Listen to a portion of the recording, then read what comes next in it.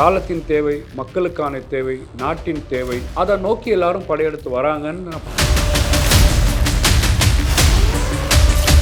இன்னைக்கு விஜய் அவர்களுக்காக தமிழ் மண்ணுக்காக நாஞ்சில் சம்பத் இறங்கி பேச வராரு. இது வேற விமர்சிக்க வேண்டிய அவசியம் ஒன்றும் அங்கே போனால் நம்மளுக்கு பிரயோஜனம் வந்தோம்னா இணைய மாட்டார். அப்போ அவர் வந்து பார்த்தீங்கன்னா பெரியார் மேலேயும் திராவிடத்தை மேலேயும் பற்று கொண்டவர். மரியாதைக்குரிய விஜய் அவர்கள் வரதை பார்த்து இன்னைக்கு மரியாதைக்குரிய செங்கோட்டையன் அவர்கள் நிறைய பேர் வர போறாங்க மேடம். அடுத்தது வைத்தியலிங்கம் பேர் லிஸ்ட்ல இருக்கு.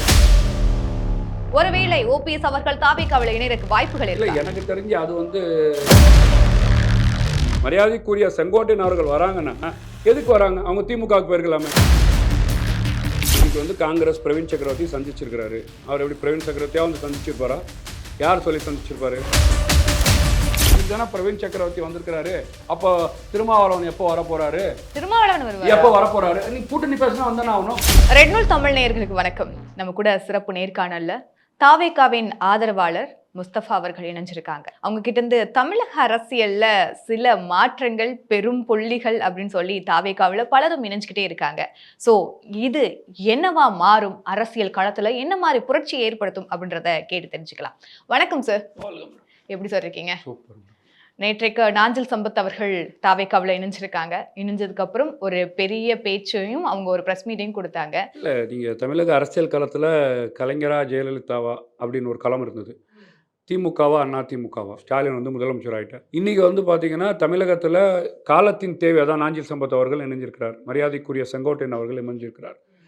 காலத்தின் தேவை, மக்களுக்கான தேவை, நாட்டின் தேவை, எல்லா ஒன்றுபட்ட சமுதாய மக்களின் தேவை, தமிழக வெற்றி கழக தலைவர் விஜய் அவர்கள் அதை நோக்கி எல்லாரும் படையெடுத்து வராங்கன்னு நான் பார்க்குறேன். ஓகே, ஆனா இதுக்கு முன்னாடி நாஞ்சில் சம்பத் அவர்களை வந்து பலரும் விமர்சிக்கவும் செய்யறாங்க. பல கட்சிகள்ல இருந்தாரு, இப்போ தாவேக்காவுக்கு வந்திருக்காரு. இது ஒன்றும் பெரிய விஷயம் இல்லை, இவருக்கு கட்சி மாற்றம்ன்றது புதுசு கூட இல்லை அப்படின்றதையும் சொல்றாங்களே. அப்போ அதை எப்படி எடுத்துக்கிறது? ஜனநாயகம். நீங்க வந்து பாத்தீங்கன்னா ஸ்டாலின், உதயநிதி, இன்பநிதி, கருணாநிதி அவங்க தான் அந்த கட்சியில் இருக்க முடியும். நாஞ்சில் சம்பத் அவர்கள் மரியாதைக்குரிய ஜெயலலிதா அவரோட கூட இருந்தார், கலைஞரோடு இருந்தார். பெரிய பெரிய ஜாம்பவான்கள் கூட அரசியல் செய்து தமிழக மண்ணுக்காகவும் இந்த மக்களுக்காகவும் திராவிடத்துக்காகவும் பட்டி தொட்டி கிராமம் எல்லாம் தமிழகம் முழுக்க தன் பிரச்சாரத்தை கொண்டு போய் இளைஞர் மத்தியிலும் சேர்த்தவர் திராவிடத்தின் பேர் தலைவர் மரியாதைக்குரிய நாஞ்சில் சம்பத் அவர்கள். இன்றைக்கி வந்து பார்த்திங்கன்னா அவர் தமிழ்நாட்டில் ஒரு திராவிட பாரம்பரியம், பெரியாரை தாங்கி பிடித்து பெரியாரின் கொள்கையை, பெரியாரின் சித்தாந்தத்தை, பெரியாரின் மொழி வெறியை, பெரியாரின் நாட்டு வெறியை உணர்ந்தவர் மரியாதைக்குரிய தலைவர் விஜய் அவர்களை நம்புறாரு. அதனால வந்து பார்த்தீங்கன்னா இன்னைக்கு விஜய் அவர்களுக்காக தமிழ் மண்ணுக்காக நாஞ்சில் சம்பத் இறங்கி பேச வராரு. இது வேற விமர்சிக்க வேண்டிய அவசியம் ஒன்றும் தேவையில்லையே. ஓகே, ஆனா நாஞ்சில் சம்பத் அவர்கள் 2 நாட்கள், அதுக்கு ஒரு வாரத்துக்கு முன்னாடி கூட தனியார் தொலைக்காட்சியும் யூடியூப் சேனல்லையும் ஒரு பல இன்டர்வியூஸும் கொடுத்தாரு. ஸோ அப்போ வந்து விஜய் கூட நீங்க போவீங்களா அப்படின்னு கேட்டு, இல்லை நான் போக மாட்டேன் அப்படின்னு சொல்லியிருந்தாரு. ஆனா நேற்று திடீர்னு மனம் மாறி திடீர்னு தாவேக்காவில் இணைப்பு அங்கே அப்ரோச் பண்ணியிருப்பாங்க. இவர் அங்கே கேட்டிருக்கலாம். நான் கேட்குறேன் மேடம், இன்னைக்கு தமிழ்நாட்டில் ஒரு தமிழ் பேச்சாளர், ஒரு மக்கள் மன்ற பேச்சாளர், அரசியல் பேச்சாளர், இலக்கிய பேச்சாளர், திராவிட பேச்சாளர், பல 100 வருடங்களில் இருக்கக்கூடிய அறிவு சார்ந்த, மொழி சார்ந்த, இனம் சார்ந்த, கலாச்சாரம் சார்ந்த, பன்முகத்தன்மை கொண்ட இந்த இந்திய தேசம், மொழி தேசியத்தை மக்கள் மத்தியில் பிரச்சாரம் செய்யக்கூடிய ஒரு மிகப்பெரிய பேச்சாளர். இந்த மாதிரி பேச்சாளர் யாராச்சும் இருக்காங்களா தமிழ்நாட்டில்? அவ்வளோ பெரிய வல்லமை மிக்க பேச்சாளர். இன்றைக்கி வந்து பார்த்தீங்கன்னா இணையறாருன்னா ஏதோ வந்து ஒரு புது கட்சி தொடங்கிட்டாங்க, அங்கே போனால் நம்மளுக்கு பிரயோஜனம் வந்தோம்னா இணைய மாட்டார். அப்போ அவர் வந்து பார்த்தீங்கன்னா பெரியார் மேலேயும் திராவிடத்தை மேலேயும் பற்று கொண்டவர், இந்த மொழி மேலே பற்று கொண்டவர். அந்த காலத்தில் ஒரு மக்களை ஒரு 24 மணி நேரமும் தொடர்ச்சியாக பேச முடியும் ஒரு சொற்பொழிவாளர். ஏற்கனவே 12 மணி நேரம் பேசியிருக்கிறார். ஒரு 1.5 மணி நேரம் தரையில் இருக்கக்கூடிய மக்களை கெட்டி போட்டு தன் வார்த்தை ஜாலத்தால், வசனத்தால் சொல்லக்கூடிய கருத்தியல் ரீதியாக கொண்டு வர முடியும்னு சொன்னால் மிகப்பெரிய பேச்சாளர். இன்றைக்கி தமிழக வெற்றி கழகத்துக்கு வராருன்னு சொன்னால் நாளைக்கு தமிழ்நாட்டில் ஒரு மிகப்பெரிய ஆட்சி மாற்றம் தேவை. அப்போ தமிழகத்தில் இருக்கக்கூடிய 234 தொகுதியிலையும் நான் போய் பிரச்சாரம் பண்ணுவேன். அதை தான் வந்து மரியாதைக்குரிய விஜய் அவர்கள்ட்ட கேட்டேன். விஜய் அவர்கள் பார்த்தவன் என்ன சொன்னார்? நாங்கள் உங்கள் ஃபேன் சொன்னார். அப்போ எவ்வளோ பெரிய பேச்சாளர்! இதை உணர்ந்து இன்னைக்கு களத்தில் வந்திருக்கிறாரு. நீங்கள் இங்கே இருக்கக்கூடிய ஆபாச பேச்சாளர்கள் பேச்சுன்ற ஆம்பளைங்களே காது கொடுத்து கேட்க முடியல. பெண்களுக்கு எங்கே கேட்பாங்க? அவ்வளோ கீழ்த்தரமான சிவாஜி கிருஷ்ணமூர்த்தி, சைதை சாரிக் போன்றவர்கள்லாம் பெண்மணி எப்படி விமர்சித்தார்கள். அந்த கால சூழலில் இன்னைக்கு இருக்கக்கூடிய படித்த இளைஞர்களுக்கும் இளைஞர்களுக்கும் மரியாதைக்குரிய விஜய் அவர்கள் சொல்கிற மாதிரி பார்த்தீங்கன்னா அந்த படித்த இளவட்டங்களுக்கு ஒரு வரலாறு சார்ந்த ஒரு பதிவை கொண்டு போய் சேர்க்கணும்னு சொன்னால் இந்த மாதிரி பேச்சாளர்கள் நிறையா பேர் உருவாக வேண்டும். அப்போ உருவாகிறதுக்கு தமிழக வெற்றி கழகத்தை நாஞ்சில் சம்பத் அவர்கள் வந்திருக்காருன்னு நான் பார்க்குறேன். ஓகே. இப்போ நீங்க சொல்ற மாரி பிரச்சாரங்களை எடுத்து செல்ற ஒரு பீரங்கியா தான் வந்து நாஞ்சில் சம்பத் அவர்கள் தாவேகாவுக்கு இணைஞ்சிருக்காருன்னு சொல்றீங்க. ஆனா இவர்களுடைய இணைப்பு எல்லாம் தாவேகாவுக்கு வெற்றியா மாறுமா சார்? செங்கோட்டையின் இணைப்பா இருக்கட்டும், நாஞ்சில் சம்பத் அவர்களுடைய இணைப்பா இருக்கட்டும், இதெல்லாம் தாவேகாவுக்கு வெற்றியா மாறுறதுக்கான வாய்ப்புகள் இருக்கா சார்? இல்லை, எதனால நீங்கள் வந்து பார்த்தீங்கன்னா ஆண்டு கொண்டுட்டு இருக்கின்ற திமுக இவங்கள்ட்ட வந்து எல்லா பலமே இருக்கின்றது. எல்லா விஷயத்தையும் வந்து பார்த்தீங்கன்னா தமிழ்நாட்டு மக்கள் மன்றத்தில் வந்து வைக்கிறாங்க. 200 தொகுதி ஜெயிக்க போகிறோன்னு பேசுகிறாங்க. ஆட்சியை கையில் வச்சிருக்கிறாங்க.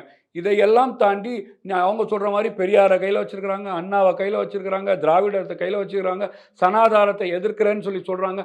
அப்போ இதையெல்லாம் சொல்லக்கூடிய திமுக பக்கம் போகாமல் உளவுத்துறை கண்ணிலே மிளகா பொடியை தூவி இன்னைக்கு வந்து பார்த்தீங்கன்னா திமுக தமிழ்நாட்டு களத்தில் கிடையாது. இன்னைக்கு திமுகவை எதிர்த்து கேள்வி கேட்கக்கூடிய சனாதான பாஜகவை எதிர்த்து கேள்வி கேட்கக்கூடிய தமிழகத்தை வெற்றி கழகத்தை நோக்கி எம்ஜிஆர் அவர்கள் காலத்தில் எம்ஜிஆர் வெற்றி அடைந்தார், கூட இருந்தார் செங்கோட்டையன்.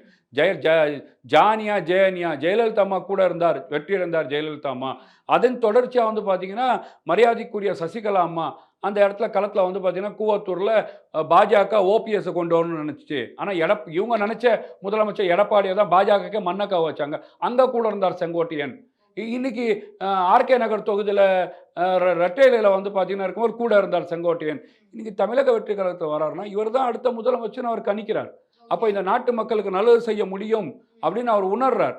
அந்த அடிப்படையில் இன்னைக்கு வந்து ஒரு இளம் தளபதி, மக்களுக்கான தளபதி, ஒரு உச்சபட்ச கேரியரை விட்டு இந்த மக்களுக்காக சர்வீஸ் செய்யணும்னு எப்படி எம்ஜிஆர் அவர்கள் சொத்தை வந்து அரசாங்கத்துக்கு கொடுத்தாரோ, எப்படி நீங்கள் வந்து பார்த்தீங்கன்னா அந்த அடிப்படையில் மக்களுக்காகவே சேவை என்ற ஒரு மனப்பான்மையை கொண்டு மரியாதைக்குரிய விஜய் அவர்கள் வரதை பார்த்து இன்னைக்கு மரியாதைக்குரிய செங்கோட்டையன் அவர்கள் நிறைய பேர் வர போகிறாங்க மேடம். அடுத்தது வைத்தியலிங்கம் பேர் லிஸ்ட்டில் இருக்குது. ஓபிஎஸ் அணியில் இருக்கக்கூடிய வைத்தியலிங்கம் இந்த சைடு வரதுக்கான வாய்ப்பு இருக்குது. நீங்கள் விசிகேலேருந்து வர போகிறாங்க, காங்கிரஸ்லேருந்து வர போகிறாங்க, நாம் தமிழ்லேருந்து வர போகிறாங்க. இது இந்த தமிழக வெற்றி கழகத்தை நோக்கி எவ்வளோ பேர் வராங்க, எவ்வளோ பேர் லெட்ரு கொடுத்துருக்காங்க, எவ்வளோ பேர் பரிசீலனையில் இருக்கிறாங்க அப்படின்ற தகவல் இந்த ஜனவரிக்குள்ளே பாருங்கள். 4:30 மணி பொழுது உரணமாக டெய்லி பிரேக்கிங் நியூஸாக வெளியில் வரப்போது பார்க்க தான் போறீங்க. ஓகே. இப்போ நீங்க சொல்றீங்க வைத்திலிங்கம் அவர்கள் வரப்போறாங்க. ஓபிஎஸ் அவர்களும் இணையறதுக்கான வாய்ப்புகள் இருக்கா? ஏன்னா டிசம்பர் 15க்கு அப்புறம் அவர் மனம் திறப்பேன்னு சொல்லியிருக்காரு. ஒருவேளை ஓபிஎஸ் அவர்கள் தாவேக்காவில் இணையறதுக்கு வாய்ப்புகள் இருக்கா? இல்லை, எனக்கு தெரிஞ்சு அது வந்து சாத்தியக்கூறு இல்லைன்னு நினைக்கிறேன். ஏன்னா அவர் வந்து ஏதோ புது பார்ட்டி ஓப்பன் பண்ணுறேன்றார், ஓப்பன் பண்ணலன்றார். அவர்களை பாஜக ராஷ்டிரபதி அமித்ஷாவை சந்தித்து வந்திருக்கிறார். தமிழக அரசியல் களத்தில் தமிழக வெற்றி கழகத்தை வலுப்படுத்துவதற்கு இவர் ஒரு நல்ல தலைவர். இந்த நாட்டு மக்களுக்கு எப்படி வந்து பார்த்தீங்கன்னா எம்ஜிஆர் அவர்களை இந்த மன்றத்தில் மக்கள் ஏற்றுக்கொண்டார்களோ, மரியாதைக்குரிய ஜெயலலிதா அம்மா அவர்களை இந்த மன்றத்தில் மக்கள் ஏற்றுக்கொண்டார்களோ, இன்னைக்கு அதிமுக தான் தொடர்ச்சியாக 3 வாட்டி ஜெயிச்சிருக்கு. எம்ஜிஆர் தான் 3 வாட்டி ஜெயிச்சார். 3 வாட்டி வனவாசத்துக்கு கூண்டோட கைலாசம்னு ஓட விட்டவங்க திமுக ஓட விட்டது எம்ஜிஆர் அவர்கள். அதை தொடர்ச்சியாக 2011-16 ஜெயலலிதா அம்மா தமிழ்நாட்டில் அரசியல் களத்தில் தொடர்ச்சி தோல்வி. இன்னைக்கும் ஜெயலலிதா அம்மா இருந்தால் இது நடந்திருக்குமா? இந்த அபாண்ட இந்த திமுக மக்கள் விரோத ஆட்சி வந்திருக்குமான்னு கேட்கக்கூடிய தாய்மார்களின் குரல் தமிழகம் முழுக்க ஒழிச்சு கொண்டு இருக்குது. அப்போ இந்த வெற்றி குரலை, இந்த வெற்றிடத்தை நிரப்புவதற்கு மரியாதைக்குரிய விஜய் அவர்கள் களத்தில் இருக்கிறாரு.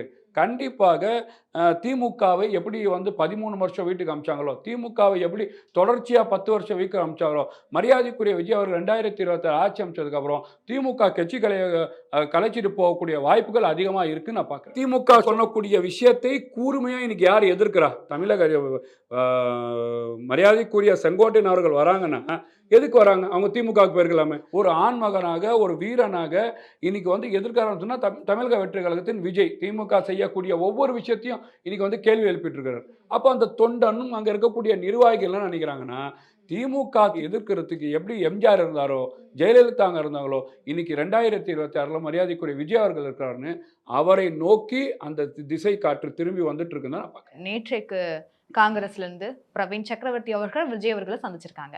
சந்திச்சதுக்கு அப்புறம் இன்றைக்கு ஒரு செய்தி வெளியாகுது. காங்கிரஸ் வந்து ஒரு 60 சீட்டுகளை வந்து கேட்டதாகவும் சொல்றாங்க. விஜய் பிரவீன் சக்கரவர்த்தி சந்திப்பு என்னவா இருக்கும்? ஒருவேளை தாவேக்காவும் காங்கிரசும் கூட்டணி இல்லாமையுமா? இல்லை நீங்கள் இன்னைக்கு வந்து காங்கிரஸ் பிரவீன் சக்கரவர்த்தி சந்திச்சிருக்கிறாரு.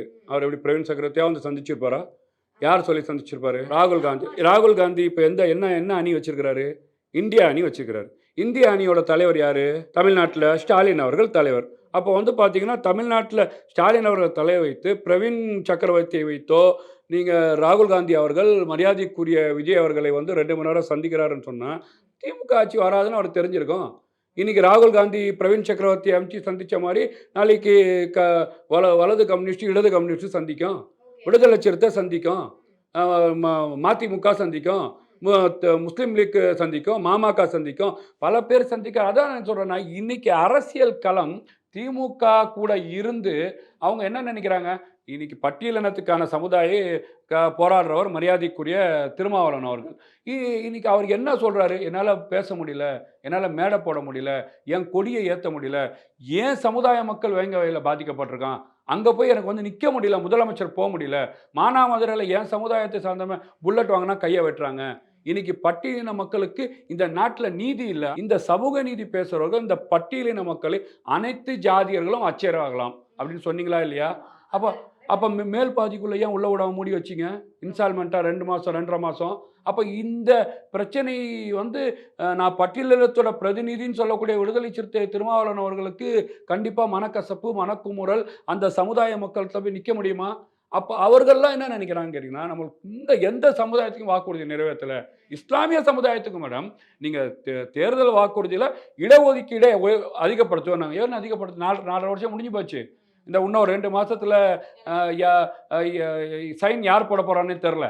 புரியுதா உங்களுக்கு? போர்ட் ஆஃப் கான்டக்ட் வந்துரும். நீங்க சிறைவாசியை விடுதலை செய்றேன்னாங்க. எங்க விடுதலை செஞ்சாங்க? சுப்ரீம் கோர்ட்ல போய் இஸ்லாமியர் சிறைவாசி வெளியில வந்தா ஆபத்துன்னு நீங்க வந்து அஃபிடேவிட் தாக்கல் பண்றீங்க. அப்ப இஸ்லாமிய அமைப்புகள் மனநிலை என்னவா இருக்கும்?